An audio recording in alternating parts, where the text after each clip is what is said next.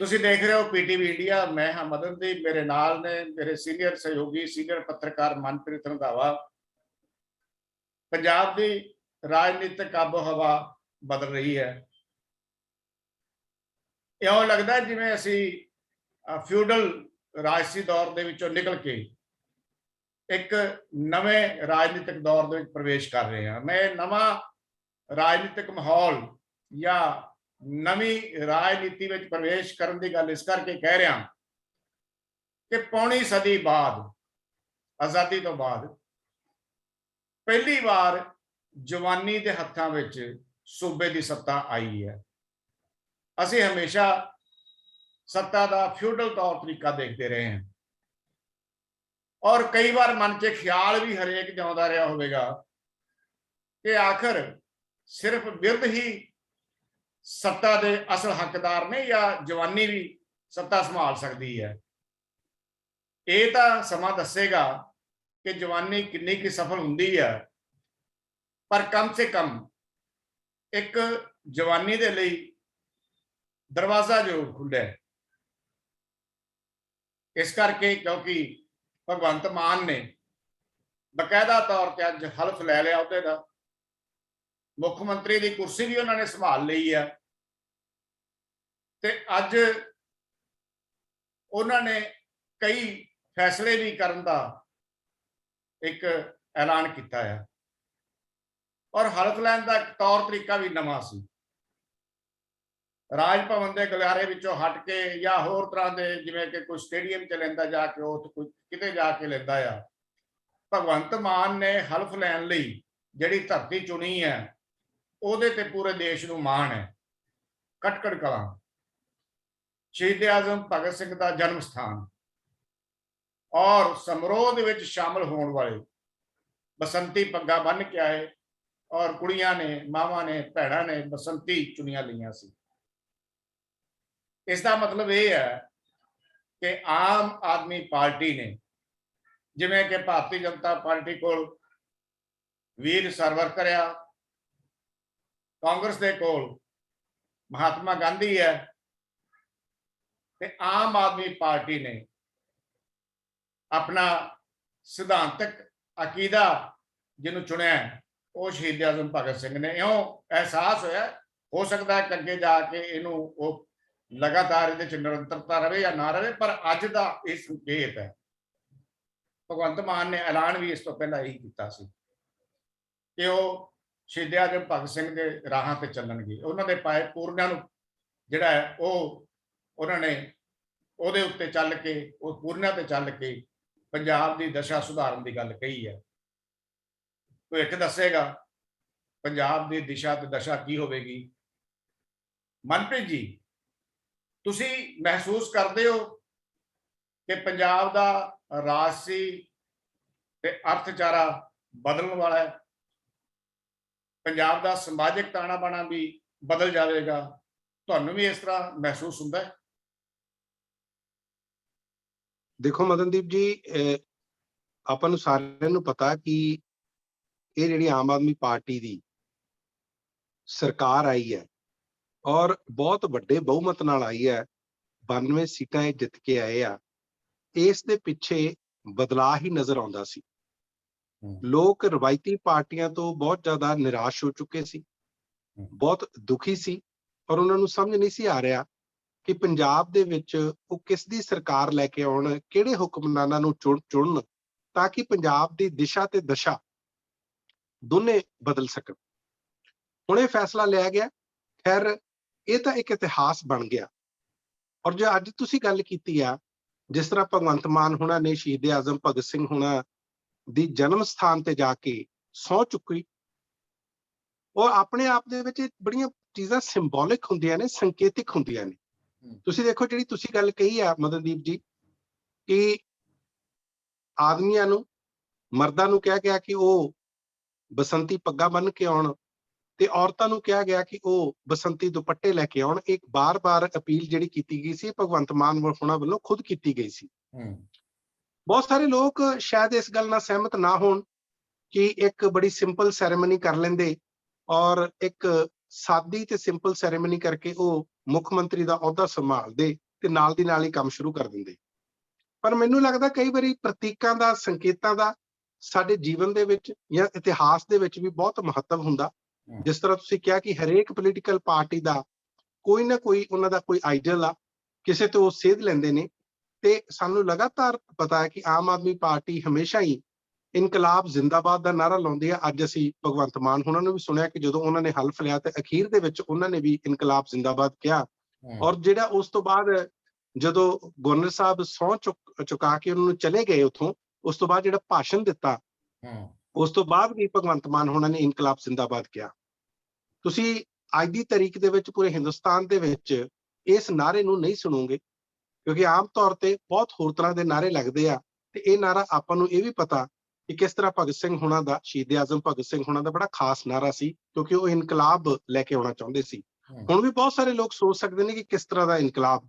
ਮੈਨੂੰ ਲੱਗਦਾ ਜਿਸ ਤਰ੍ਹਾਂ ਦੀ ਦਸ਼ਾ ਜਾਂ ਦੁਰਦਸ਼ਾ ਇਸ ਟਾਈਮ ਪੰਜਾਬ ਦੀ ਆ ਬੜੇ ਖੇਤਰਾਂ ਦੇ ਵਿੱਚ, ਖਾਸ ਤੌਰ ਤੇ ਜੇ ਤੁਸੀਂ ਆਰਥਿਕ ਜਿਹੜੀ ਹੈਗੀ ਸਥਿਤੀ ਦੀ ਗੱਲ ਕਰ ਲਓ, ਜਾਂ ਕਈ ਮਾਮਲਿਆਂ ਦੇ ਵਿੱਚ ਸਮਾਜਿਕ ਸਥਿਤੀ ਦੀ ਵੀ ਗੱਲ ਕਰ ਲਓ, ਜਾਂ ਜਿਹੜੀ ਸਾਡੀ ਰਾਜਨੀਤਿਕ ਸਥਿਤੀ ਆ ਉਸ ਦੀ ਵੀ ਗੱਲ ਕਰ ਲਓ, ਉਹ ਕੋਈ ਬਹੁਤ ਜ਼ਿਆਦਾ ਵਧੀਆ ਨਹੀਂ, ਬਲਕਿ ਦਿਨੋ ਦਿਨ ਜਿਸ ਤਰ੍ਹਾਂ ਉਹ ਡਿੱਗ ਰਹੀ ਹੈ, ਜਿਸ ਤਰ੍ਹਾਂ ਉਹਦਾ ਵਕਾਰ ਡਿੱਗ ਰਿਹਾ, ਇਸ ਚੀਜ਼ ਨੇ ਸਾਰਿਆਂ ਨੂੰ ਬੜੀਆਂ ਚਿੰਤਾਵਾਂ ਲਾਈਆਂ ਹੋਈਆਂ ਸੀ।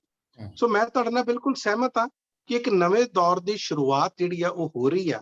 ਔਰ ਮੈਨੂੰ ਲੱਗਦਾ ਕਿ ਜਿਸ ਤਰ੍ਹਾਂ ਦਾ ਅੱਜ ਭਾਸ਼ਣ ਦੇਖ ਲਓ, ਜਿਸ ਤਰ੍ਹਾਂ ਭਗਵੰਤ ਮਾਨ ਹੋਣਾ ਨੇ ਜਿਹੜੀ ਸਪੀਚ ਕੀਤੀ ਆ, ਉਹ ਬਹੁਤ ਸਾਦੀ ਸੀ, ਸਿੰਪਲ ਸ਼ਬਦਾਂ ਦੇ ਵਿੱਚ ਸੀ, ਬੜੇ ਸਰਲ ਸ਼ਬਦਾਂ ਦੇ ਵਿੱਚ। ਤੇ ਉਹ ਚਾਹੁੰਦੇ ਸੀ ਕਿ ਜਿੰਨਾ ਇਕੱਠ ਉੱਤੇ ਹੋਇਆ ਸੀ, ਵਿਅਕਤੀ ਸੀ, ਚਾਹੇ 2 ਲੱਖ ਸੀ, ਚਾਹੇ 3 ਲੱਖ ਸੀ, ਕਿਉਂਕਿ ਕਈ ਵਾਰੀ ਗਿਣਤੀ ਕਰਨੀ ਬਹੁਤ ਔਖੀ ਹੋ ਜਾਂਦੀ ਹੈ, ਪਰ ਬਹੁਤ ਵੱਡੇ ਲੋਕਾਂ ਨੇ ਬਹੁਤ ਵੱਡੀ ਗਿਣਤੀ ਦੇ ਵਿੱਚ ਉੱਥੇ ਸ਼ਿਰਕਤ ਕੀਤੀ ਹੈ, ਇਹ ਆਪਾਂ ਨੂੰ ਪਤਾ। ਸੋ ਇਹ ਗੱਲ ਤਾਂ ਠੀਕ ਆ। ਉਹਨਾਂ ਨੇ ਕਿਹਾ ਕਿ ਦੇਖੋ, ਆਪਾਂ ਇੱਕ ਤਾਂ ਉਹਨਾਂ ਨੇ ਕਿਹਾ ਕਿ ਹੰਕਾਰ ਨਹੀਂ ਕਰਨਾ, ਆਪਾਂ ਨੂੰ ਕਿਸੇ ਗੱਲ ਦਾ ਮਾਣ ਨਹੀਂ ਕਰਨਾ। ਪਰ ਇੱਕ ਹੋਰ ਮੈਨੂੰ ਬੜੀ ਉਹਨਾਂ ਦੀ ਵਧੀਆ ਗੱਲ ਲੱਗੀ, ਉਹ ਕਹਿੰਦੇ ਜਿਨ੍ਹਾਂ ਨੇ ਸਾਨੂੰ ਵੋਟ ਨਹੀਂ ਪਾਈ, ਅਸੀਂ ਉਹਨਾਂ ਦੇ ਵੀ ਮੁੱਖ ਮੰਤਰੀ ਆ, ਇਹ ਸਰਕਾਰ ਉਹਨਾਂ ਦੀ ਵੀ ਆ। ਔਰ ਇਹ ਲੋਕਤੰਤਰ ਦੀ ਬੜੀ ਵੱਡੀ ਪਰਿਭਾਸ਼ਾ ਮਦਨਦੀਪ ਜੀ, ਜਿਹੜੀ ਉਹਨਾਂ ਨੇ ਬੜੇ ਸਰਲ ਸ਼ਬਦਾਂ ਦੇ ਵਿੱਚ ਕਹਿਤੀ। ਆਮ ਤੌਰ ਤੇ ਮੰਨਿਆ ਇਹ ਜਾਂਦਾ ਹੁੰਦਾ ਕਿ ਜੇ ਕਿਸੇ ਪਾਰਟੀ ਦੀ, ਕਿਸੇ ਸਿਆਸੀ ਪਾਰਟੀ ਦੀ ਸਰਕਾਰ ਬਣਦੀ ਤਾਂ ਲੋਕ ਸਮਝਦੇ ਕਿ ਇਹ ਤਾਂ ਉਹਨਾਂ ਦੀ ਸਰਕਾਰ ਆ, ਸਾਡੀ ਸਰਕਾਰ ਨਹੀਂ, ਸਾਡੇ ਤਾਂ ਖਿਲਾਫ ਚੱਲੂਗੀ। ਔਰ ਉਹਨਾਂ ਨੇ ਕਿਹਾ ਕਿ ਕਿਸੇ ਦੇ ਘਰ ਅੱਗੇ ਜਾ ਕੇ ਤੁਸੀਂ ਕੋਈ ਲਲਕਾਰਾ ਨਹੀਂ ਮਾਰਨਾ, ਕੋਈ ਉੱਚੀ ਆਵਾਜ਼ 'ਚ ਗੱਲ ਨਹੀਂ ਕਰਨੀ। ਇੱਥੋਂ ਤੱਕ ਵੀ ਉਹਨਾਂ ਨੇ ਕਿਹਾ ਕਿ ਸੋਸ਼ਲ ਮੀਡੀਆ ਤੇ ਵੀ ਲੋਕਾਂ ਨੂੰ ਨਾ ਨਿੰਦੋ, ਆਪਸ ਦੇ ਵਿੱਚ ਨਾ ਲੜੋ। ਸੋ ਉਹਨਾਂ ਨੇ ਮੈਸੇਜ ਬੜੇ ਦਿੱਤੇ। ਆਪਾਂ ਅਗਲੇ ਸੈਗਮੈਂਟ ਦੇ ਵਿੱਚ ਗੱਲ ਕਰਾਂਗੇ, ਕਿਉਂਕਿ ਪਿਛਲੇ ਦਿਨਾਂ ਦੇ ਵਿੱਚ ਕੁਝ ਜਿਹੜੇ MLA ਨਵੇਂ ਜਿੱਤੇ ਆ, ਜਿਨ੍ਹਾਂ ਨੇ ਹਜੇ ਸਹੁੰ ਨਹੀਂ ਚੱਕੀ, ਉਹਨਾਂ ਨੂੰ ਕਈ ਹਸਪਤਾਲਾਂ ਦੇ ਵਿੱਚ, ਸਕੂਲਾਂ ਦੇ ਵਿੱਚ ਜਾਂ ਕਈ ਦਫ਼ਤਰਾਂ ਦੇ ਵਿੱਚ ਵੀ ਜਾਂਦੇ ਹੋਏ ਦੇਖਿਆ, ਜਿੱਥੇ ਜਾ ਕੇ ਉਹ ਕਰਮਚਾਰੀਆਂ ਨੂੰ, ਕਈ ਤਾਂ ਜਿਹੜੇ MLA ਨਵੇਂ ਚੁਣੇ ਸੀ, ਸ਼ਾਇਦ ਉਹਨਾਂ 'ਚ ਜੋਸ਼ ਸੀ, ਉਤਸ਼ਾਹ ਸੀ, ਉਹਨਾਂ ਨੂੰ ਧਮਕਾਉਂਦੇ ਹੋਏ ਵੀ ਨਜ਼ਰ ਆਏ। ਸੋ ਇਸ ਗੱਲ ਤੋਂ ਉਹਨਾਂ ਨੇ ਕਿਹਾ ਕਿ ਗੁਰੇਜ਼ ਕਰਨ ਦੀ ਗੱਲ ਆ। ਉਸ ਤੋਂ ਬਾਅਦ ਉਹ ਜਾ ਕੇ ਸੈਕਟਰੀਏਟ ਦੇ ਵਿੱਚ ਉਹਨਾਂ ਨੇ ਜਾ ਕੇ ਆਪਣੀ ਕੁਰਸੀ ਵੀ ਸੰਭਾਲੀ। ਉੱਥੋਂ ਦੇ ਜਿਹੜੇ ਬਿਊਰੋਕਰੈਟ ਸੀ, ਉੱਥੋਂ ਦੇ ਅਫਸਰ ਸੀ, ਉਹਨਾਂ ਨੂੰ ਵੀ ਮਿਲੇ, ਗਾਰਡ ਆਫ ਆਨਰ ਉਹਨਾਂ ਨੂੰ ਦਿੱਤਾ ਗਿਆ। ਸੋ ਮੈਨੂੰ ਲੱਗਦਾ ਇੱਕ ਹੋਰ ਵੀਡੀਓ ਵੀ ਸਾਹਮਣੇ ਆਈ ਸੀ ਪਿਛਲੇ ਦਿਨਾਂ 'ਚ, ਉਹ ਸੀ ਜਦੋਂ ਜਿਹੜੇ ਹਾਰੀ ਹੋਈ ਇੱਕ ਬੀਬੀ ਹੈ, ਜੱਜ ਕਹਿੰਦੇ ਹੈਗੇ ਆ ਕਪੂਰਥਲੇ ਤੋਂ, ਰਾਣਾ ਬੀਬੀ ਜਿਹਨੂੰ ਆਪਾਂ ਕਹਿੰਦੇ ਆ, ਕਹਿ ਰਿਹਾ ਕਿ ਉਹਨਾਂ ਨੇ ਉੱਥੋਂ ਇੱਕ ਪੁਲਿਸ ਅਫਸਰ ਨੂੰ ਬਕਾਇਦਾ ਧਮਕਾਇਆ, ਇੱਥੋਂ ਤੱਕ ਕਿਹਾ ਕਿ ਮੈਂ ਥੱਪੜ ਮਾਰਾਂਗੀ। ਉਹ ਵੀ ਬੜਾ ਚਰਚਾ ਦਾ ਵਿਸ਼ਾ ਬਣਿਆ ਹੋਇਆ ਹੈ। ਉਹ ਕਹਿ ਰਹੇ ਸੀ ਕਿ ਹੁਣ ਸਾਡੀ ਸਰਕਾਰ ਹੈ, ਪਰ ਉਹ ਹਾਰੇ ਹੋਏ ਆ। ਇਹਦੇ ਬਾਵਜੂਦ ਉਹਨਾਂ ਦੇ ਵਿੱਚ ਜਿਹੜੀ ਉਹ ਗੱਲ ਦੇਖੀ ਗਈ, ਮੇਰਾ ਖਿਆਲ ਹੈ ਵੀ ਇਹਨਾਂ ਗੱਲਾਂ ਤੋਂ ਹੀ ਭਗਵੰਤ ਮਾਨ ਡਰ ਰਹੇ ਸੀ। ਇਹ ਕਿਉਂਕਿ ਬਦਨਾਮੀ ਦਾ ਇੱਕ ਵੱਡਾ ਕਾਰਨ ਬਣਦੀਆਂ ਗੱਲਾਂ, ਇਹ ਚੰਗੀ ਗੱਲ ਸੀ, ਉਹਨਾਂ ਨੇ ਸੰਦੇਸ਼ ਦਿੱਤਾ। ਪਰ ਇਹਦੇ ਨਾਲ ਇੱਕ ਗੱਲ ਜਿਹੜੀ ਸਮਝਣ ਵਾਲੀ ਹੈ, ਕਿਉਂਕਿ ਨੌਜਵਾਨ ਨੇ, ਜੋਸ਼ ਆ ਸਾਰਿਆਂ 'ਚ, ਜੋਸ਼ ਜੇ ਹੋਸ਼ ਤੋਂ ਕੰਮ ਲਵੇ ਤਾਂ ਬਹੁਤ ਸਾਰੇ ਕੰਮ ਚੰਗੇ ਹੁੰਦੇ ਆ, ਔਰ ਉਹ ਵੀ ਕੰਮ ਹੋ ਜਾਂਦੇ ਜਿਨ੍ਹਾਂ ਕੰਮਾਂ ਬਾਰੇ ਕਿਸੇ ਨੇ ਸੋਚਿਆ ਨਹੀਂ ਹੁੰਦਾ। ਇੱਕ ਕਿਸੇ ਨਵੇਂ ਦੌਰ ਦੀ ਗੱਲ ਕਰ ਰਹੇ ਸੀ। ਅਸੀਂ ਫਿਊਡਲ ਕਿਸਮ ਦੀ ਰਾਜਨੀਤੀ ਦੇਖੀ ਹੈ, ਚਾਹੇ ਕੈਪਟਨ ਅਮਰਿੰਦਰ ਸਿੰਘ ਨੇ ਕੀਤੀ ਹੋਵੇ, ਚਾਹੇ ਉਹ ਬਾਦਲਾਂ ਨੇ ਕੀਤੀ ਹੋਵੇ। ਇੱਕ ਬੜੀ ਟ੍ਰੈਡੀਸ਼ਨਲ ਰਵਾਇਤੀ ਰਾਜਨੀਤੀ ਦੇਖੀ ਹੈ, ਔਰ ਉਸ ਰਾਜਨੀਤੀ ਦੇ ਵਿੱਚ ਅਸੀਂ ਦੇਖਿਆ ਕਿ ਬਹੁਤ ਸਾਰੇ ਮਸਲੇ ਬੜੇ ਗੁੰਝਲਦਾਰ ਵੀ ਰਹੇ ਆ, ਔਰ ਹੋਰ ਵੀ ਉਹਨਾਂ 'ਚ ਗੁੰਝਲਾਂ ਪਈਆਂ ਆ, ਔਰ ਬਰਬਾਦੀ ਵੀ ਹੋਈ ਹੈ। ਖਾਸ ਕਰਕੇ ਜਵਾਨੀ ਤਬਾਹ ਹੋਈ ਆ ਉਹਨਾਂ ਮਸਲਿਆਂ ਨੂੰ ਲੈ ਕੇ।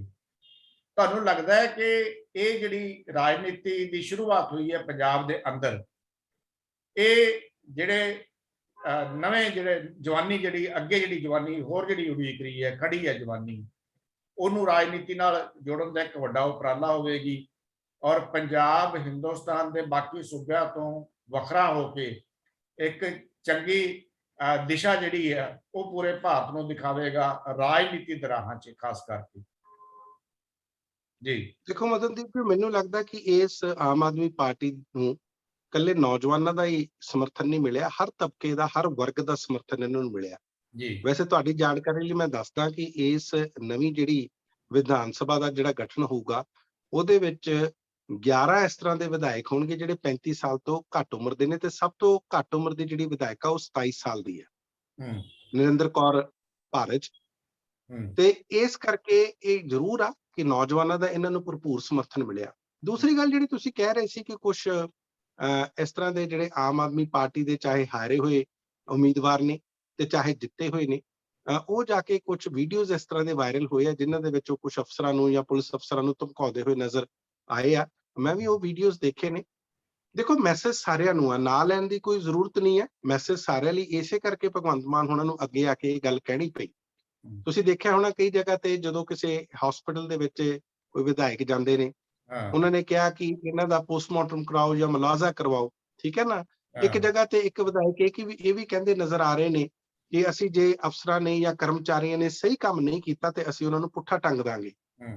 ਇਸ ਤਰ੍ਹਾਂ ਦੀਆਂ ਗੱਲਾਂ ਕਰਕੇ ਹੁਣ ਤੁਸੀਂ ਦੇਖੋ, ਅੱਜ ਹੀ ਤੁਸੀਂ ਅਖਬਾਰਾਂ 'ਚ ਦੇਖਿਆ ਹੋਣਾ, ਕਈ ਅਖਬਾਰਾਂ ਦੇ ਵਿੱਚ ਇਹ ਖਬਰਾਂ ਲੱਗੀਆਂ ਨੇ ਕਿ ਕੁਝ ਕਰਮਚਾਰੀਆਂ ਦੀਆਂ, ਵਰਕਰਸ ਦੀਆਂ, ਜਿਹੜੇ ਗਵਰਨਮੈਂਟ EMPLOYEES ਉਹਨਾਂ ਦੀ ਯੂਨੀਅਨਸ ਨੇ ਇਸ ਗੱਲ ਤੇ ਚਿੰਤਾ ਪ੍ਰਗਟ ਕੀਤੀ ਆ। ਜਿਵੇਂ ਪਟਵਾਰੀਆਂ ਦੀ ਐਸੋਸੀਏਸ਼ਨ ਹੈ ਰੈਵਨਿਊ ਮਹਿਕਮੇ ਦੀ, ਉਹਨਾਂ ਨੇ ਵੀ ਚਿੰਤਾ ਪ੍ਰਗਟ ਕੀਤੀ ਆ। ਇਸੇ ਤਰ੍ਹਾਂ ਅਧਿਆਪਕਾਂ ਦੀ ਜਿਹੜੀ ਐਸੋਸੀਏਸ਼ਨ ਆ ਉਹਨਾਂ ਨੇ ਵੀ, ਤੇ ਡਾਕਟਰਸ ਦੀਆਂ ਵੀ।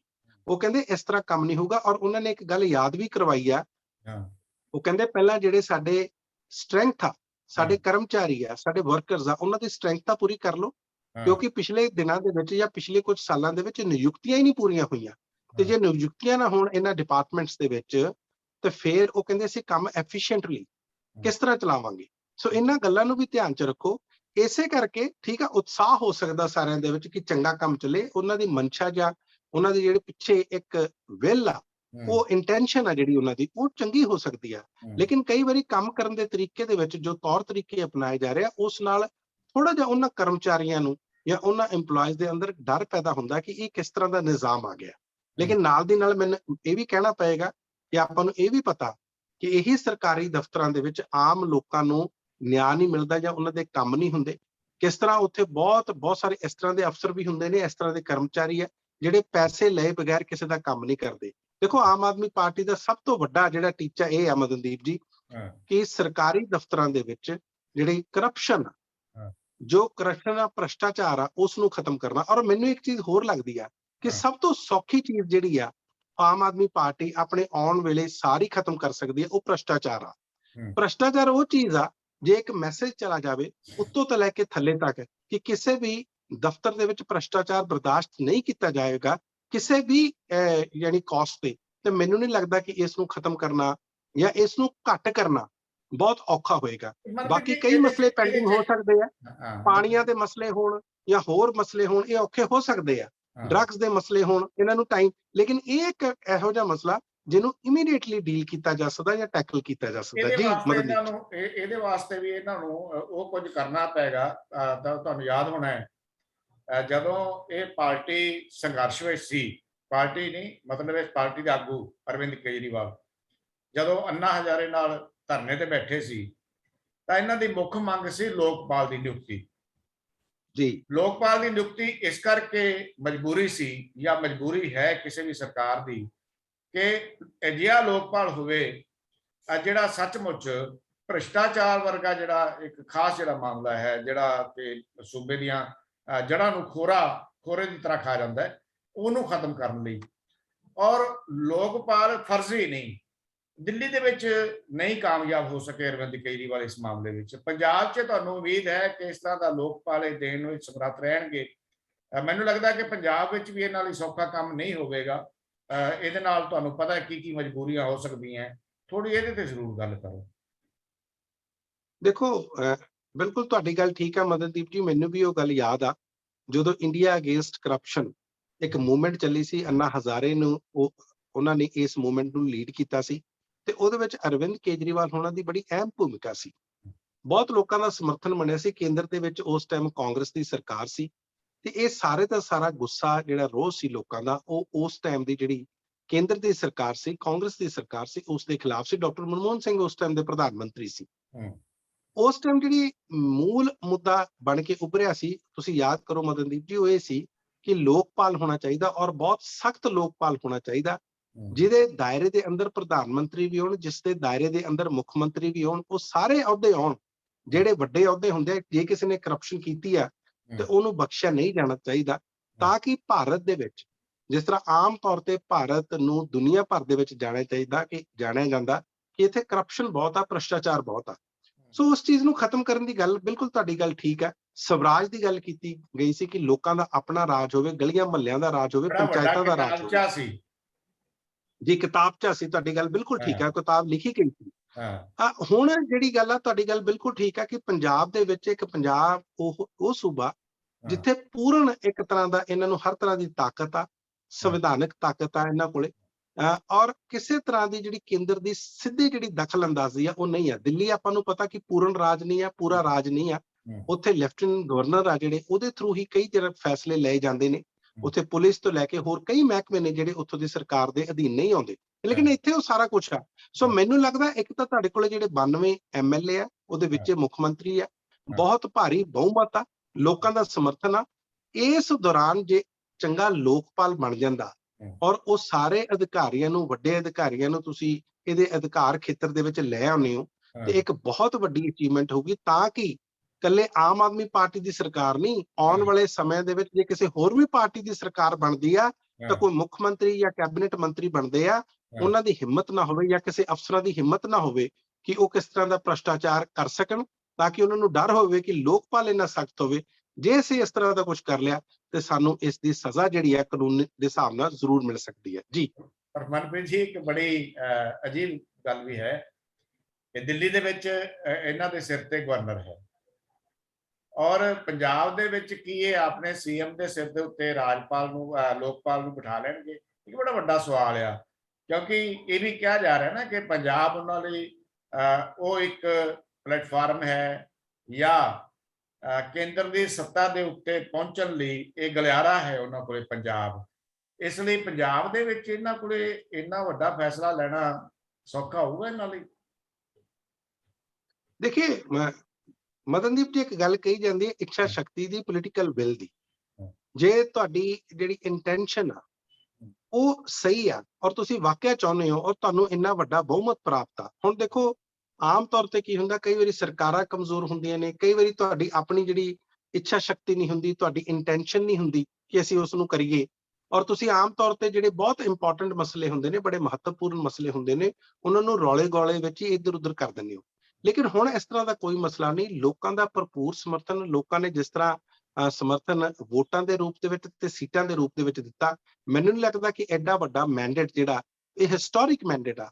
ਸੋ ਮੈਨੂੰ ਲੱਗਦਾ ਉਹਨਾਂ ਨੇ ਇਹੀ ਕਿਹਾ ਕਿ ਖੁੱਲ ਕੇ ਕੰਮ ਕਰੋ, ਖੁੱਲੇ ਫਿਰਾਕ ਦਿਲ ਨਾਲ ਕੰਮ ਕਰੋ, ਕਾਨੂੰਨ ਦੇ ਦਾਇਰੇ, ਸੰਵਿਧਾਨ ਦੇ ਦਾਇਰੇ ਦੇ ਅੰਦਰ ਰਹਿ ਕੇ ਕੰਮ ਕਰੋ, ਔਰ ਇਹ ਜਿਹੜੇ ਲੋਕਪਾਲ ਬਣਾਉਣੇ ਜਾਂ ਕਰਪਸ਼ਨ ਦੇ ਅਗੇਂਸਟ ਕਿਸੇ ਤਰ੍ਹਾਂ ਦੀ ਮੁਹਿੰਮ ਚਲਾਉਣੀ, ਇਹ ਮੈਨੂੰ ਲੱਗਦਾ ਸਾਰੇ ਕਾਨੂੰਨ ਦੇ ਅਧੀਨ ਹੀ ਆਉਂਦੇ ਆ ਔਰ ਸਾਰੇ ਸੰਵਿਧਾਨ ਦੇ ਅਧੀਨ ਆਉਂਦੇ ਆ, ਔਰ ਲੋਕਾਂ ਵੱਲੋਂ ਵੀ ਪੂਰਾ ਭਰਪੂਰ ਸਮਰਥਨ ਮਿਲੂਗਾ। ਜਦੋਂ ਆਮ ਲੋਕਾਂ ਦੇ ਥਾਣਿਆਂ ਦੇ ਵਿੱਚ, ਤਹਿਸੀਲਾਂ ਦੇ ਵਿੱਚ, ਜਦੋਂ ਦਫ਼ਤਰਾਂ ਦੇ ਵਿੱਚ ਜਾਣਗੇ, ਉੱਥੇ ਉਹਨਾਂ ਦੀ ਗੱਲ ਸੁਣੀ ਜਾਊਗੀ। ਇਹ ਨਹੀਂ ਕਿਹਾ ਜਾਊਗਾ ਕਿ ਤੁਸੀਂ ਕੱਲ ਆ ਜਾਓ, ਪਰਸੋਂ ਆ ਜਾਓ, ਜਾਣ ਬੁੱਝ ਕੇ ਉਹਨਾਂ ਦੀਆਂ ਫਾਈਲਾਂ ਕਲੀਅਰ ਨਹੀਂ ਹੋਣਗੀਆਂ ਕਿਉਂਕਿ ਉੱਥੋਂ ਦੇ ਜਿਹੜੇ ਕਰਮਚਾਰੀ ਉਹਨਾਂ ਤੋਂ ਪੈਸੇ ਭਾਲਦੇ ਹੋਣਗੇ।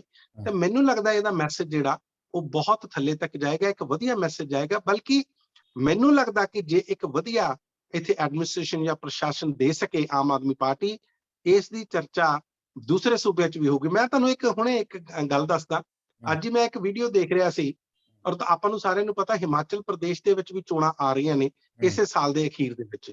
ਉੱਥੋਂ ਦੇ ਇੱਕ ਵਿਧਾਇਕ ਸ਼ਾਇਦ ਵਿਧਾਨ ਸਭਾ ਦੇ ਵਿੱਚ ਹੀ ਬੋਲ ਰਹੇ ਸੀ, ਉਹ ਕਹਿ ਰਹੇ ਸੀ ਕਿ ਚੰਗੀ ਤਰ੍ਹਾਂ ਕੰਮ ਕਰਨਾ ਸ਼ੁਰੂ ਕਰ ਦਿਓ, ਇਹ ਨਾ ਹੋਵੇ ਕਿ ਇੱਥੇ ਵੀ ਝਾੜੂ ਫਿਰ ਜੇ। ਸੋ ਮੇਰਾ ਕਹਿਣ ਦਾ ਮਤਲਬ ਕਿ ਹੁਣ ਉਹ ਤਰ੍ਹਾਂ ਸਾਰਾ ਸੂਬਿਆਂ ਨੂੰ, ਰਾਜਾਂ ਨੂੰ ਇੱਕ ਤਰ੍ਹਾਂ ਦਾ ਉਹਨਾਂ ਨੂੰ ਵੀ ਇਸ ਗੱਲ ਦਾ ਫਿਕਰ ਆ ਕਿ ਜੇ ਅਸੀਂ ਕੰਮ ਨਹੀਂ ਚੰਗੀ ਤਰ੍ਹਾਂ ਕਰਾਂਗੇ। ਉਹਨਾਂ ਨੇ ਇਸ ਗੱਲ ਦੀ ਐਗਜ਼ਾਮਪਲ ਦਿੱਤੀ ਕਿ ਤੁਸੀਂ ਦੇਖੋ ਪੰਜਾਬ ਦੇ ਵਿੱਚ ਵਧੀਆ ਹਸਪਤਾਲ ਬਣਾਉਣ ਦੀਆਂ, ਵਧੀਆ ਸਕੂਲ ਬਣਾਉਣ ਦੀਆਂ ਗੱਲਾਂ ਹੋ ਰਹੀਆਂ ਨੇ, ਨਾ ਕਿ ਇੱਥੇ ਕੋਈ ਧਰਮ ਦੀ ਗੱਲ ਕਰ ਰਿਹਾ ਜਾਂ ਕੋਈ ਹੋਰ ਤਰ੍ਹਾਂ ਦੀ ਗੱਲ ਕਰ ਰਿਹਾ। ਸੋ ਮੈਨੂੰ ਲੱਗਦਾ ਆਪਣੇ ਆਪ ਦੇ ਵਿੱਚ ਹੀ ਬੜੀਆਂ ਵੱਡੀਆਂ ਉਦਾਹਰਨਾਂ ਹੋਣਗੀਆਂ ਜੇ ਇਸ ਤਰ੍ਹਾਂ ਦਾ ਇਹ ਕੰਮ ਕਰਨ ਦੇ ਵਿੱਚ ਕਾਮਯਾਬ ਹੋ ਜਾਂਦੇ ਨੇ। ਔਰ ਜੋ ਸਰਕਮਸਟੈਂਸਿਸ ਨੇ, ਜੋ ਹਾਲਾਤ ਨੇ, ਉਹ ਇਹਨਾਂ ਨੂੰ ਪੂਰਾ ਮੌਕਾ ਦਿੰਦੇ ਨੇ। ਔਰ ਅੱਜ ਜੋ ਭਗਵੰਤ ਮਾਨ ਹੋਣਾ ਨੇ ਕਿਹਾ, ਜੋ ਉਹਨਾਂ ਦੇ ਮੁੱਢਲੇ ਸ਼ਬਦ ਸੀ, ਚਾਹੇ ਉਹਨਾਂ ਦੀ ਸਪੀਚ ਸੀ ਜਿਹੜੀ ਉਹਨਾਂ ਨੇ ਦਿੱਤੀ ਆ, ਉਹ ਬੜੀ ਵੈਲ ਇੰਟੈਂਸ਼ਨਡ, ਯਾਨੀ ਕਿ ਉਹਦੇ ਵਿੱਚ ਜਿਹੜੀ ਮਨਸ਼ਾ ਸੀ ਉਹ ਬਹੁਤ ਵਧੀਆ ਲੱਗ ਰਹੀ ਹੈ। ਔਰ ਮੈਨੂੰ ਲੱਗਦਾ ਸ਼ਾਇਦ ਇੱਥੋਂ ਪੰਜਾਬ ਦਾ ਇੱਕ ਨਵਾਂ ਅਧਿਆਇ ਸ਼ੁਰੂ ਹੋਊਗਾ, ਇੱਕ ਨਵਾਂ ਚੈਪਟਰ ਸ਼ੁਰੂ ਹੋਊਗਾ, ਜਿੱਥੇ ਅਸੀਂ ਦੇਖ ਸਕਾਂਗੇ ਕਿ ਸ਼ਾਇਦ ਪੰਜਾਬ ਨੂੰ ਦੁਬਾਰਾ ਤਰੱਕੀ ਦੀ ਲੀਹ ਤੇ ਪਾਇਆ ਜਾ ਸਕੇ। ਜੀ ਮਦਨਦੀਪ ਜੀ। ਮਨਪ੍ਰੀਤ ਜੀ, ਅੱਜ ਤੁਸੀਂ ਇੱਕ ਹੋਰ ਚੰਗੀ ਗੱਲ ਦੇਖੀ ਹੋਏਗੀ, ਮੈਂ ਵੀ ਦੇਖੀ ਹੈ, ਸਾਰਿਆਂ ਨੇ ਦੇਖੀ ਹੈ, ਕਿ ਦਿੱਲੀ ਦੇ ਮੁੱਖ ਮੰਤਰੀ ਤੇ ਪਾਰਟੀ ਦੇ ਮੁਖੀ ਜਿਹੜੇ ਆ, ਕੌਮੀ ਮੁਖੀ ਨੇ ਅਰਵਿੰਦ ਕੇਜਰੀਵਾਲ, ਉਹ ਵੀ ਪਹੁੰਚੇ ਹੋਏ ਸੀ। ਉਹਨਾਂ ਨਾਲ ਹੋਰ ਵੀ ਸੀਨੀਅਰ ਲੀਡਰਸ਼ਿਪ ਸੀ ਦਿੱਲੀ ਦੀ, ਔਰ ਸਿਸੋਦੀਆ ਸਾਹਿਬ ਵੀ ਪਹੁੰਚੇ ਹੋਏ ਸੀ, ਡਿਪਟੀ ਮੁੱਖ ਮੰਤਰੀ ਦਿੱਲੀ ਦੇ। ਭਗਵੰਤ ਮਾਨ ਦੇ ਜਿਹੜੇ ਇਹ ਰੁਤਬਾ ਹੈ, ਜੋ ਮੁੱਖ ਮੰਤਰੀ ਦਾ ਰੁਤਬਾ ਹੈ, ਉਹਦਾ ਜਿਹੜਾ ਮੁਜ਼ਾਹਰਾ ਹੋ ਰਿਹਾ ਸੀ, ਉਹਨੇ ਮੈਨੂੰ ਬਹੁਤ ਪ੍ਰਭਾਵਿਤ ਕੀਤਾ। ਕਿਉਂਕਿ ਪਿਛਲੇ ਦਿਨੀ ਜਿਵੇਂ ਅਸੀਂ ਕਾਂਗਰਸ ਦੇ ਵਿੱਚ ਦੇਖ ਚੁੱਕੇ ਹਾਂ, ਚਰਨਜੀਤ ਸਿੰਘ ਚੰਨੀ ਉਹਨਾਂ ਨੇ ਸੀਐਮ ਦਾ ਐਲਾਨ ਦਿੱਤਾ, ਪਰ ਚਰਨਜੀਤ ਸਿੰਘ ਚੰਨੀ ਉਹਨਾਂ ਨੂੰ ਉਹ ਰਿਸਪੈਕਟ ਪਾਰਟੀ ਦੇ ਵਿੱਚੋਂ ਨਹੀਂ ਮਿਲੀ ਜਿਹੜੀ ਮਿਲਣੀ ਬਣਦੀ ਸੀ, ਜਿਹਦੇ ਉਹ ਹੱਕਦਾਰ ਸੀਗੇ। ਪਰ ਭਗਵੰਤ ਮਾਨ ਉਹਨਾਂ ਨੂੰ ਅੱਜ ਪੂਰੀ ਤਰ੍ਹਾਂ ਨਾਲ ਉਹ ਇੱਜ਼ਤ ਮਾਣ ਮਿਲ ਰਿਹਾ ਸੀ ਪਾਰਟੀ ਵੱਲੋਂ, ਪਾਰਟੀ ਦੇ ਮੁਖੀ ਵੱਲੋਂ। ਉਦੋਂ ਹੀ ਇੱਕ ਮੁੱਖ ਮੰਤਰੀ ਦਾ ਤੇ ਪਾਰਟੀ ਆਗੂ ਦਾ ਜਾਂ ਦੂਸਰੇ ਸੂਬੇ ਦੇ ਮੁੱਖ ਮੰਤਰੀ ਦਾ ਜਿਹੜਾ ਇੱਕ ਨੇੜਤਾ ਵੀ ਦੇਖੀ ਜਾ ਰਹੀ ਸੀ, ਔਰ ਥੋੜੀ ਜਿਹੀ ਜਿਹੜੀ ਬਣਦੀ, ਜਿਹੜੀ ਜਿਹਨੂੰ ਅਸੀਂ ਕਹਿੰਦੇ ਆ ਡੈਕੋਰਮ ਕਹਿੰਦੇ ਆ, ਉਹਦੇ ਵੀ ਦਰਸ਼ਨ ਹੋ ਰਹੇ ਸੀ।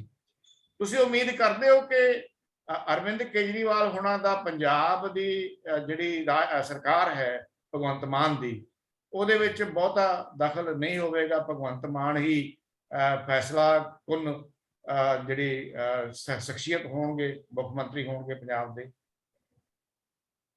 ਦੇਖੋ, ਇਹਦੇ ਵਿੱਚ ਕੋਈ ਸ਼ੱਕ ਨਹੀਂ ਹੈ ਕਿ ਜਿਹੜੇ ਅਰਵਿੰਦ ਕੇਜਰੀਵਾਲ ਨੇ ਉਹ ਆਮ ਆਦਮੀ ਪਾਰਟੀ ਦੇ ਨੈਸ਼ਨਲ ਕਨਵੀਨਰ ਨੇ, ਦਿੱਲੀ ਦੇ ਮੁੱਖ ਮੰਤਰੀ ਉਹ ਜ਼ਰੂਰ ਨੇ। ਉਹ ਭਗਵੰਤ ਮਾਨ ਦੇ ਗਾਈਡ ਵੀ ਹੋਣਗੇ ਤੇ ਨਾਲ ਦੀ ਨਾਲ ਜਿੱਥੇ ਕੋਈ, ਕਿਉਂਕਿ ਉਹਨਾਂ ਨੂੰ ਪ੍ਰਸ਼ਾਸਨਿਕ ਐਕਸਪੀਰੀਅੰਸ ਹੋ ਚੁੱਕਾ। ਬਿਲਕੁਲ, ਇਹ ਤੀਸਰੀ ਸਰਕਾਰ ਉਹ ਦਿੱਲੀ ਦੀ ਚਲਾ ਰਹੇ ਨੇ, ਤੇ ਉਹਨਾਂ ਨੇ ਉਹਨਾਂ ਦਿਨਾਂ ਦੇ ਵਿੱਚ ਵੀ ਸਰਕਾਰ ਦਿੱਲੀ ਦੀ ਚਲਾਈ ਆ ਜਦੋਂ ਕੇਂਦਰ ਦਾ ਰਵੱਈਆ ਆਮ ਆਦਮੀ ਪਾਰਟੀ ਦੇ ਸਰਕਾਰ ਦੇ ਖਿਲਾਫ ਬਿਲਕੁਲ ਜਿਹੜਾ ਵਿਰੁੱਧ ਦੇ ਵਿੱਚ ਸੀ। ਉਹ ਸਾਰਾ ਕੁਝ ਤੁਹਾਨੂੰ ਯਾਦ ਹੋਣਾ, ਕਿਸ ਤਰ੍ਹਾਂ ਦਿੱਲੀ ਪੁਲਿਸ ਲਗਾਤਾਰ ਆਮ ਆਦਮੀ ਪਾਰਟੀ ਦੇ ਵਿਧਾਇਕਾਂ ਨੂੰ ਕਈ ਕੇਸਾਂ ਦੇ ਵਿੱਚ ਬੁੱਕ ਕਰ ਰਹੀ ਸੀ, ਉਹਨਾਂ ਦੇ ਖਿਲਾਫ ਕੇਸ ਦਰਜ ਕਰ ਰਹੀ ਸੀ। ਹਾਲਾਂਕਿ ਬਾਅਦ ਦੇ ਵਿੱਚ ਸਾਰੇ ਉਹ ਕੇਸ ਜਾ ਕੇ ਕੋਰਟਸ ਦੇ ਵਿੱਚੋਂ ਉਹਨਾਂ ਨੂੰ ਇਕਵਿਟਲ ਮਿਲਿਆ, ਯਾਨੀ ਕਿ ਉਹਨਾਂ ਨੂੰ ਖਾਰਜ ਕੀਤਾ ਗਿਆ। ਇੱਥੋਂ ਪਤਾ ਲੱਗਦਾ ਸੀ ਕਿ ਬਦਲੇ ਦੀ ਭਾਵਨਾ ਉਹਨਾਂ ਦੇ ਖਿਲਾਫ ਹੋ ਰਹੀ ਸੀ। ਸੋ ਮੈਂ ਇਹ ਤੁਹਾਨੂੰ ਇਸ ਕਰਕੇ ਦੱਸਣਾ ਚਾਹੁੰਦਾ ਕਿ ਜੋ ਅੱਜ ਅਸੀਂ ਦੇਖਿਆ, ਬਿਲਕੁਲ ਇਹ ਤੁਹਾਡੀ ਗੱਲ ਠੀਕ ਹੈ ਮਦਨਦੀਪ ਜੀ, ਮੈਂ ਤੁਹਾਡੇ ਨਾਲ ਸਹਿਮਤ ਹਾਂ ਕਿ ਜਦੋਂ ਉਹ ਸਾਰੇ ਫਰੀडम ਫਾਈਟਰਸ ਨੂੰ, ਉਹਨਾਂ ਦੇਸ਼ ਭਗਤਾਂ ਨੂੰ ਸ਼ਰਧਾ ਦੇ ਫੁੱਲ ਭੇਟ ਕਰ ਰਹੇ ਸੀ, ਉੱਥੇ ਵੀ ਉਹ ਪ੍ਰੋਟੋਕਾਲ ਇੱਕ ਤਰ੍ਹਾਂ ਦਾ ਮੇਨਟੇਨ ਕੀਤਾ ਜਾ ਰਿਹਾ ਸੀ। ਭਗਵੰਤ ਮਾਨ ਪਹਿਲਾਂ ਕਰ ਰਹੇ ਸੀ ਔਰ ਅਰਵਿੰਦ ਕੇਜਰੀਵਾਲ ਵੀ ਪੂਰੀ ਤਰ੍ਹਾਂ ਉਸ ਪ੍ਰੋਟੋਕਾਲ ਨੂੰ ਫੋਲੋ ਕਰ ਰਹੇ ਸੀ। ਇਹ ਜਿਹੜੇ ਦ੍ਰਿਸ਼ ਨੇ, ਇਹ ਤਸਵੀਰਾਂ ਨੇ, ਇਹ ਬਹੁਤ ਕੁਝ ਬੋਲਦੀਆਂ ਨੇ। ਲੇਕਿਨ ਸਾਨੂੰ ਇਹ ਵੀ ਦੇਖਣਾ ਹੋਊਗਾ ਕਿ ਆਉਣ ਵਾਲੇ ਦਿਨਾਂ ਦੇ ਵਿੱਚ ਕੀ ਇਸੇ ਤਰ੍ਹਾਂ ਹੀ ਰਹੇਗਾ, ਜਾਂ ਕਿਤੇ ਨਾ ਕਿਤੇ ਅਰਵਿੰਦ ਕੇਜਰੀਵਾਲ, ਆਮ ਤੌਰ ਤੇ ਉਹਨਾਂ ਬਾਰੇ ਜਾਣਿਆ ਜਾਂਦਾ ਕਿ ਉਹ ਬਹੁਤ ਜ਼ਿਆਦਾ ਕਿਸੇ ਨੂੰ ਆਪਣੇ ਉੱਤੇ ਹਾਵੀ ਨਹੀਂ ਹੋਣ ਦਿੰਦੇ, ਬਲਕਿ ਪੂਰਾ ਪਾਰਟੀ ਤੇ ਉਹਨਾਂ ਦਾ ਕੰਟਰੋਲ ਰਹਿੰਦਾ। ਹੋ ਸਕਦਾ, ਦੇਖੋ ਇੱਕ ਚੀਜ਼ ਮੈਂ ਤੁਹਾਨੂੰ ਦੱਸਦਾ ਕਿ ਪੰਜਾਬ ਤੇ ਦਿੱਲੀ ਦੇ ਜਿਹੜੇ ਮਸਲੇ ਨੇ, ਖਾਸ ਤੌਰ ਤੇ ਜਿਹੜੇ ਬੜੇ ਭਖਦੇ ਮਸਲੇ ਨੇ, ਉਹ ਬਹੁਤ ਵੱਖਰੇ ਨੇ। ਹੁਣ ਮੰਨ ਲਓ ਇੱਕ ਗੱਲ ਆ, ਅਕਸਰ ਅਰਵਿੰਦ ਕੇਜਰੀਵਾਲ ਕਹਿੰਦੇ ਹੁੰਦੇ ਸੀ ਕਿ ਪੰਜਾਬ ਦੇ ਜਦੋਂ ਇੱਥੇ ਸਟਬਲ ਬਰਨਿੰਗ ਹੁੰਦੀ ਆ ਜਾਂ ਇੱਥੇ ਪਰਾਲੀ ਸਾੜੀ ਜਾਂਦੀ ਹੈ, ਤੇ ਉਸ ਦਾ ਧੂੰਆਂ ਦਿੱਲੀ ਦੇ ਵਿੱਚ ਆਉਂਦਾ। ਇਹ ਤਾਂ ਬਾਅਦ ਦੇ ਵਿੱਚ ਸੁਪਰੀਮ ਕੋਰਟ ਨੇ ਕਿਹਾ ਕਿ ਉਹ ਤਾਂ ਬਹੁਤ ਥੋੜੀ ਮਾਤਰਾ ਦੇ ਵਿੱਚ ਆ, ਉਹ ਤਾਂ 4% ਤੋਂ ਲੈ ਕੇ 10% ਤੱਕ ਆ। ਇਸ ਤਰ੍ਹਾਂ ਦੇ ਮਸਲੇ, ਆਪਸ ਦੇ ਵਿੱਚ ਟਕਰਾਅ ਵਾਲੇ ਮਸਲੇ, ਪਾਣੀਆਂ ਦੇ ਮਸਲੇ ਹੋਣ, ਜਾਂ ਕਈ ਵਾਰੀ ਭਾਸ਼ਾ ਦੇ ਮਸਲੇ ਬਣ ਜਾਂਦੇ ਨੇ। ਸੋ ਇਸ ਤਰ੍ਹਾਂ ਦੇ ਕਈ ਮਸਲੇ ਜਵਲਨਸ਼ੀਲ ਜਿਹੜੇ ਆ, ਭਖਦੇ ਮਸਲੇ ਆ, ਕਿ ਉਹਨਾਂ ਦੇ ਵਿੱਚ ਆਪਸੀ ਸਹਿਮਤੀ ਬਣਾ ਕੇ, ਆਪਸੀ ਰਾਏ ਬਣਾ ਕੇ, ਇੱਕ ਕੰਸੈਂਸਸ ਬਣਾ ਕੇ ਚੱਲ ਸਕਣਗੇ, ਜਾਂ ਕਿਤੇ ਨਾ ਕਿਤੇ ਉੱਥੇ ਵੀ ਟਕਰਾਅ ਪੈਦਾ ਹੋ ਸਕੇਗਾ। ਇਹ ਤਾਂ ਖੈਰ ਆਉਣ ਵਾਲਾ ਸਮਾਂ ਦੱਸੇਗਾ। ਲੇਕਿਨ ਮੈਨੂੰ ਲੱਗਦਾ ਅਰਵਿੰਦ ਕੇਜਰੀਵਾਲ ਹੋਣੀ ਬੜੇ ਮੈਚੁਰ ਪੋਲੀਟੀਸ਼ੀਅਨ ਆ, ਔਰ ਇਸੇ ਤਰ੍ਹਾਂ ਦੀ ਮੈਚੁਰਿਟੀ ਮੈਨੂੰ ਭਗਵੰਤ ਮਾਨ ਹੋਣਾ ਚ ਵੀ ਨਜ਼ਰ ਆ ਰਹੀ ਹੈ। ਅਸੀਂ ਬਹੁਤ ਸਾਰੇ ਹੋਰ ਪੋਲੀਟੀਸ਼ੀਅਨ ਦੇਖੇ ਆ, ਆਪਾਂ ਉਹਨਾਂ ਦੇ ਨਾਂ ਨਹੀਂ ਲੈਣਾ ਚਾਹੁੰਦੇ, ਉਹ ਵੀ ਬਹੁਤ ਵੱਡੀਆਂ ਵੱਡੀਆਂ ਗੱਲਾਂ ਕਰਦੇ ਸੀ, ਬੜੀਆਂ ਭ੍ਰਿਸ਼ਟਾਚਾਰ ਦੇ ਖਿਲਾਫ ਲੜਨ ਦੀਆਂ ਗੱਲਾਂ ਕਰਦੇ ਸੀ, ਲੇਕਿਨ ਉਹਨਾਂ ਦੀ ਮੈਚੁਰਿਟੀ ਨਹੀਂ ਕਿਤੇ ਲੱਗੀ। ਹਾਲਾਂਕਿ ਦੂਸਰੀਆਂ ਪਾਰਟੀਆਂ ਨੇ ਉਹਨਾਂ ਨੂੰ ਬਹੁਤ ਇੱਕ ਮੌਕਾ ਦਿੱਤਾ ਸੀ, ਲੇਕਿਨ ਕਈ ਵਾਰੀ ਉਹ ਆਪਣੀ ਪਾਰਟੀ ਦੇ ਖਿਲਾਫ ਹੀ ਬੜਾ ਖੁੱਲ ਕੇ ਬੋਲਦੇ ਰਹੇ। ਮੈਂ ਹਾਂ। ਨਵਜੋਤ ਸਿੰਘ ਸਿੱਧੂ ਦੀ ਗੱਲ ਕਰ ਰਿਹਾ। ਸੋ ਕਹਿਣ ਦਾ ਮਤਲਬ ਜਿਹੜੀ ਮੈਜੋਰਿਟੀ ਹੈ, ਜਿਹੜੀ ਮੈਚੁਰਿਟੀ ਆ, ਇਹ ਹੋਣੀ ਬਹੁਤ ਜ਼ਰੂਰੀ ਆ। ਸੋ ਅੱਜ ਹਜੇ ਤੱਕ ਤਾਂ ਸਾਨੂੰ ਨਜ਼ਰ ਆ ਰਹੀ ਆ, ਤੇ ਹੋ ਸਕਦਾ ਇਹ ਲਗਾਤਾਰ ਨਜ਼ਰ ਆਵੇ, ਕਿਉਂਕਿ ਅਰਵਿੰਦ ਕੇਜਰੀਵਾਲ ਉਹਨਾਂ ਦਾ ਟੀਚਾ ਸਿਰਫ ਪੰਜਾਬ ਤੱਕ ਜਾਂ ਦਿੱਲੀ ਤੱਕ ਸੀਮਿਤ ਨਹੀਂ ਆ। ਹੁਣ ਉਹਨਾਂ ਦਾ ਟੀਚਾ ਨੈਸ਼ਨਲ ਤੇ ਪੂਰੇ ਜਾਣੀ ਕਿ ਭਾਰਤ ਦੇ ਪੂਰੇ ਇੰਡੀਆ ਪੱਧਰ ਤੇ ਜਾਣ ਵਾਲਾ। ਉਹ ਚਾਹਣਗੇ ਕਿ ਅਗਲੇ ਪ੍ਰਾਈਮ ਮਿਨਿਸਟਰ ਤੱਕ ਦਾ ਉਹ ਜਿਹੜਾ ਰਾਹ ਉਹ ਇੱਥੋਂ ਹੋ ਕੇ ਜਾਵੇ। ਜੀ, ਬਿਲਕੁਲ। ਤੁਸੀਂ ਨਵਜੋਤ ਸਿੱਧੂ ਉਹਨਾਂ ਦਾ ਨਾਂ ਲੈ ਹੀ ਦਿੱਤਾ ਆ, ਜਾਂਦੇ ਜਾਂਦੇ ਐਵੇਂ ਬਸ ਆਪਾਂ ਜੇ ਅੱਧਾ ਕੁ ਮਿੰਟ ਲਾ ਲਈਏ ਇਸ ਗੱਲ ਤੇ ਕਿ ਜਦੋਂ ਭਗਵੰਤ ਮਾਨ ਹੋਣੀ ਮੁੱਖ ਮੰਤਰੀ ਦੇ ਅਹੁਦੇ ਦਾ ਹਲਫ ਲੈ ਰਹੇ ਸੀ, ਉਦੋਂ ਨਵਜੋਤ ਸਿੰਘ ਸਿੱਧੂ ਹੋਣੀ ਸੋਨੀਆ ਗਾਂਧੀ ਦੇ ਕਹਿਣ ਤੇ ਅਸਤੀਫਾ ਭੇਜ ਰਹੇ ਸੀ। ਔਰ ਅਸੀਂ ਸਮਝ ਸਕਦੇ ਹਾਂ ਕਿ ਪੰਜਾਬ ਦੀ ਇੱਕ ਪਾਸੇ ਜਵਾਨੀ ਅਹੁਦੇ ਸੰਭਾਲ ਰਹੀ ਹੈ ਤੇ ਦੂਜੇ ਪਾਸੇ ਜਵਾਨੀ ਜਿਹੜੀ ਹੈਗੀ ਹੈ ਉਹ ਰੁਲ ਰਹੀ ਹੈ। ਸਿੱਧੂ ਦਾ ਕਾਂਗਰਸ ਦੇ ਵਿੱਚੋਂ ਇਸ ਤਰ੍ਹਾਂ ਇਸ ਵੇਲੇ ਜੋ ਹਾਲਾਤ ਸਿੱਧੂ ਦੇ ਹੈ, ਕਾਂਗਰਸ 'ਚ ਰਹਿਣ ਜਾਂ ਨਾ ਰਹਿਣ ਜਿਵੇਂ ਕੋਈ ਫਰਕ ਨਹੀਂ ਪੈਂਦਾ। ਤੁਸੀਂ ਸਿੱਧੂ ਹੋਣਾ ਦਾ ਅੱਗੇ ਭਵਿੱਖ ਕੀ ਦੇਖ ਰਹੇ ਹੋ? ਮਾਨ ਉਹਨਾਂ ਨੇ ਤਾਂ ਆਪਣਾ ਭਵਿੱਖ ਬਣਾ ਲਿਆ ਹੈ, ਸਿੱਧੂ ਹੋਣਾ ਦਾ ਭਵਿੱਖ ਤੁਸੀਂ ਕੀ ਦੇਖ ਰਹੇ ਹੋ? ਕਿਉਂਕਿ ਉਹ ਵੀ ਇੱਕ ਪੰਜਾਬੀ ਨੌਜਵਾਨ ਆ, ਉਹਦਾ ਵੀ ਇਸ ਤਰ੍ਹਾਂ ਰਾਜਨੀਤੀ ਦੇ ਵਿੱਚ ਰੁਲਣਾ ਜਿਹੜਾ ਹੈਗਾ ਦੁਖਦਾਇਕ ਆ। ਹੋਣਹਾਰ ਰਾਜਨੀਤਿਕ ਨੌਜਵਾਨ ਆ ਤੇ ਨੌਜਵਾਨ ਹੀ ਹੈ ਵੈਸੇ ਉਹ। ਤੁਸੀਂ ਉਹਨਾਂ ਦਾ ਭਵਿੱਖ ਕੀ ਦੇਖ ਰਹੇ ਹੋ? ਥੋੜੀ ਜਿਹੀ ਅਸੀਂ ਗੱਲ ਜ਼ਰੂਰ ਕਰਨੀ ਚਾਹਾਂਗੇ। ਦੇਖੋ, ਨਵਜੋਤ ਸਿੰਘ ਸਿੱਧੂ ਜਿਸ ਤਰ੍ਹਾਂ ਮੈਨੂੰ ਲੱਗਦਾ ਸੀ ਕਿ ਉਹ ਵੀ ਬਦਲਾਅ ਦੀ ਰਾਜਨੀਤੀ ਕਰਦੇ ਸੀ, ਭ੍ਰਿਸ਼ਟਾਚਾਰ ਦੇ ਖਿਲਾਫ ਜਾਂ ਮਾਫੀ ਦੇ ਖਿਲਾਫ ਲੜਨ ਦੀ ਗੱਲ ਕਰਦੇ ਸੀ। ਹੋ ਸਕਦਾ ਉਹਨਾਂ ਦੇ ਬਹੁਤ ਸਾਰੇ ਜਿਹੜੇ ਕਾਂਗਰਸ ਦੇ ਆਪਣੇ ਵਿਧਾਇਕ ਸੀ ਜਾਂ ਆਪਣੇ ਮੰਤਰੀ ਸੀ, ਉਹਨਾਂ ਦਾ ਜਿਹੜੀ ਸ਼ੈਲੀ ਸੀ ਕੰਮ ਕਰਨ ਦੀ ਉਹ ਉਹਨਾਂ ਨੂੰ ਪਸੰਦ ਨਾ ਆ ਰਹੀ ਹੋਵੇ। ਆਪਾਂ ਨੂੰ ਇਹ ਵੀ ਪਤਾ ਹੈ ਕਿ ਨਵਜੋਤ ਸਿੰਘ ਸਿੱਧੂ ਨੇ ਚਰਨਜੀਤ ਸਿੰਘ ਚੰਨੀ ਹੋਣਾ ਤੇ ਵੀ ਬਹੁਤ ਸਾਰੇ ਸਵਾਲ ਖੜੇ ਕਰਦੇ ਸੀ, ਖਾਸ ਤੌਰ ਤੇ ਜਦੋਂ ਉਹ ਬਿਜਲੀ ਦੀਆਂ ਦਰਾਂ ਦੇ ਵਿੱਚ ਰਾਇਤਾ ਦਿੰਦੇ ਸੀ ਜਾਂ ਕਈ ਗੱਲਾਂ ਜਿਹੜੀਆਂ ਉਹ ਮੁਫਤ ਦੇਣਾ ਚਾਹੁੰਦੇ ਸੀ। ਇਸ ਗੱਲ ਤੇ ਵੀ ਉਹਨਾਂ ਨੇ ਕਿ ਸਾਡੀ ਇਕਨੋਮੀ ਹੈ ਜਿਹੜੀ ਉਹ ਠੀਕ ਨਹੀਂ ਹੈ, ਸਾਨੂੰ ਇਹ ਨਹੀਂ ਕਰਨਾ ਚਾਹੀਦਾ, ਬੜੇ ਤਰ੍ਹਾਂ ਦੇ ਉਹਨਾਂ ਨੇ ਸਵਾਲ ਖੜੇ ਕੀਤੇ। ਦੋਨੇ ਤਰ੍ਹਾਂ ਦੀਆਂ ਗੱਲਾਂ ਨਵਜੋਤ ਸਿੰਘ ਸਿੱਧੂ 'ਚ ਇਹ ਕਮੀਆਂ ਵੀ ਰਹੀਆਂ ਕਿ ਉਹ ਆਪਣੀ ਸਰਕਾਰ ਨੂੰ ਪ੍ਰਧਾਨ ਬਤੌਰ ਹੁੰਦੇ ਹੋਏ ਇੱਕ ਟੀਮ ਲੈ ਕੇ ਜਾਂ ਸਰਕਾਰ ਨੂੰ ਨਾਲ ਲੈ ਕੇ ਨਹੀਂ ਚੱਲ ਸਕੇ।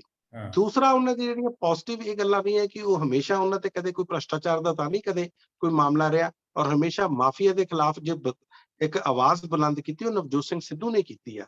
ਜੇ ਪੰਜਾਬ ਦੇ ਵਿੱਚ ਬਦਲਾਅ ਦੀ ਗੱਲ ਚੱਲੀ ਆ ਜਾਂ ਉਸ ਨੂੰ ਬਦਲਾਅ ਨੂੰ ਅੱਗੇ ਤੱਕ ਪਹੁੰਚਾਉਣਾ, ਜਿਸ ਤਰ੍ਹਾਂ ਉਹਨਾਂ ਨੇ ਲੜਾਈ ਲੜੀ ਆ ਆਪਣੀ ਪਾਰਟੀ ਦੇ ਵਿੱਚ ਰਹਿੰਦੇ ਹੋਏ, ਪਾਰਟੀ ਦੇ ਨਾਲ ਹੀ ਲੜਾਈ ਲੜੀ ਆ, ਉਹ ਨਵਜੋਤ ਸਿੰਘ ਸਿੱਧੂ ਨੇ ਲੜੀ ਆ। ਸੋ ਇਹ ਸਾਰੀਆਂ ਗੱਲਾਂ ਨੂੰ ਮਿਲਾ ਕੇ ਮੈਨੂੰ ਲੱਗਦਾ ਆਉਣ ਵਾਲੇ ਦਿਨਾਂ 'ਚ ਉਹਨਾਂ ਨੂੰ ਦੇਖਣਾ ਪਏਗਾ ਕਿ ਕਿਹੜੀ ਗੱਲ ਉਹਨਾਂ ਨੇ ਮੈਚੁਰਿਟੀ ਨਾਲ ਕਰਨੀ ਹੈ, ਕਿੱਥੇ ਬੋਲਣਾ ਕਿੱਥੇ ਨਹੀਂ ਬੋਲਣਾ। ਔਰ ਜਦੋਂ ਜਿਹੜਾ ਬੋਲਣਾ ਉਹਦੇ ਵਿੱਚ ਜਿਹੜੀ ਭਾਸ਼ਾ ਦੀ ਸ਼ਾਲੀਨਤਾ, ਜਿਹੜੀ ਭਾਸ਼ਾ ਨੂੰ ਚੰਗੀ ਤਰ੍ਹਾਂ ਵਰਤਣਾ, ਉਹ ਵੀ ਬਹੁਤ ਜ਼ਰੂਰੀ ਹੈ। ਤੁਹਾਡਾ ਜਿਹੜਾ ਆਪੋਨੈਂਟ ਆ, ਤੁਹਾਡਾ ਵਿਰੋਧੀ ਆ, ਚਾਹੇ ਉਹ ਕਿਸੇ ਤਰ੍ਹਾਂ ਦਾ ਵੀ ਕਿਉਂ ਨਾ ਹੋਵੇ, ਲੇਕਿਨ ਉਸ ਦੇ ਖਿਲਾਫ ਜਦੋਂ ਤੁਸੀਂ ਬੋਲਦੇ ਹੋ, ਭਾਸ਼ਾ ਦਾ ਇਸਤੇਮਾਲ ਕਰਦੇ ਹੋ, ਉਹ ਬਹੁਤ ਦੂਰ ਦੂਰ ਤੱਕ ਜਾਂਦਾ। ਸੋ ਇਹਨਾਂ ਸਾਰੀਆਂ ਗੱਲਾਂ ਨੂੰ ਦੇਖਣਾ ਪਏਗਾ।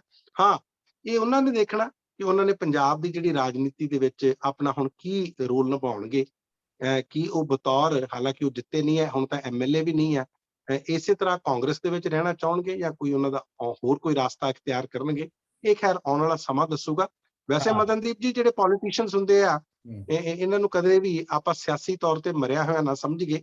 ਇਹ ਕਦੇ ਵੀ ਉੱਠ ਸਕਦੇ ਆ, ਕਦੇ ਵੀ ਪੈਦਾ ਹੋ ਸਕਦੇ ਆ। ਜੀ, ਪਰ ਮੇਰਾ ਖਿਆਲ ਹੈ ਕਾਫੀ ਸਾਰਾ ਉਹਨਾਂ ਦਾ ਰਾਜਨੀਤਿਕ ਜਿਹੜਾ ਜੀਵਨ ਹੈ, ਜੇ ਉਹਨਾਂ ਨੇ ਦੁਬਾਰਾ ਜਿਉਂਦੇ ਹੋਣਾ ਹੈ, ਮਰੇ ਹੋਏ ਅਸੀਂ ਨਹੀਂ ਸਮਝਦੇ, ਪਰ ਜੇ ਉਹਨਾਂ ਨੇ ਮੁੜ ਸੁਰਜੀਵ ਹੋਣਾ ਹੈ ਜਾਂ ਮੁੜ ਉੱਠਣਾ ਹੈ ਰਾਜਨੀਤੀ ਦੇ ਵਿੱਚ, ਤਾਂ ਇਹਦੇ ਵਿੱਚ ਕਾਫੀ ਸਾਰੀ ਜਿਹੜੀ ਭੂਮਿਕਾ ਹੈ ਉਹ ਆਮ ਆਦਮੀ ਪਾਰਟੀ ਯਾਨੀ ਕਿ ਭਗਵੰਤ ਮਾਨ ਦੀ ਸਰਕਾਰ ਦੀ ਹੋਵੇਗੀ। ਸਰਕਾਰ ਦੀ ਨਾਲਾਇਕੀ ਉਹਨਾਂ ਨੂੰ ਫਿਰ ਜਿਹੜਾ ਹੈ ਸੱਤਾਨਸ਼ੀ ਕਰ ਸਕਦੀ ਹੈ, ਤੇ ਸਰਕਾਰ ਦੀ ਜੇ ਨਾਲਾਇਕੀ ਨਹੀਂ, ਸਰਕਾਰ ਦੇ ਲੋਕਾਂ ਦੀਆਂ ਉਮੀਦਾਂ ਤੇ ਖਰਾ ਉਤਰਦੀ ਹੈ, ਤਾਂ ਨਵਜੋਤ ਸਿੰਘ ਸਿੱਧੂ ਤੱਕ ਹੀ ਮੇਰਾ ਖਿਆਲ ਹੈ ਕਿ ਬਹੁਤ ਸਾਰੇ ਹੋਰ ਲੀਡਰ ਜਿਹੜੇ ਆ ਸ਼ਾਇਦ ਦੁਬਾਰਾ ਰਾਜਸੀ ਨਕਸ਼ੇ ਤੇ ਜਲਦੀ ਨਾ ਦੇਖੇ ਜਾਣ। ਸੋ ਸਮਾਂ ਸਮਾਪਤ ਹੋ ਰਿਹਾ ਮਨਪ੍ਰੀਤ ਜੀ। ਮੇਰਾ ਖਿਆਲ ਹੈ ਕਿ ਅਸੀਂ ਅੱਜ ਦੀ ਗੱਲਬਾਤ ਇੱਥੇ ਹੀ ਖਤਮ ਕਰਦੇ ਹਾਂ। ਕੱਲ ਅਸੀਂ ਫਿਰ ਨਵੇਂ ਕਿਸੇ ਮੁੱਦੇ ਦੇ ਉੱਤੇ ਚਰਚਾ ਕਰਾਂਗੇ। ਬਹੁਤ ਬਹੁਤ ਧੰਨਵਾਦ। ਧੰਨਵਾਦ ਮਨਦੀਪ ਜੀ।